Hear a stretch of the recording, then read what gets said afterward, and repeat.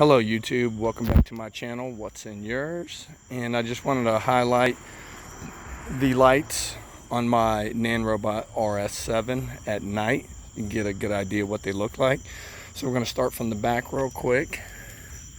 Got LED lights in the back. And then they also have working brake lights, which is nice. These always stay lit. These ones come on when you hit the brake lever. Then moving on to the middle, we have LED lights on the sides of the deck.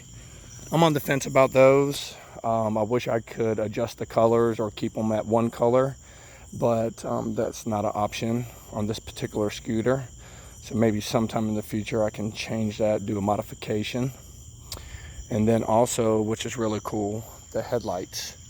I really like the headlights because they're super bright, and I don't need to get an aftermarket light for my handlebars, which is nice.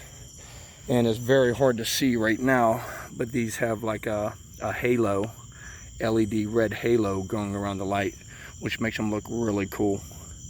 So they're super bright, nice looking, and they're mounted on here to a sissy bar with the horn in the middle. And then also just some added light. They got two LED lights on the front. They don't really do much, but they're there. So just wanted to give you a highlight of the lights on the scooter.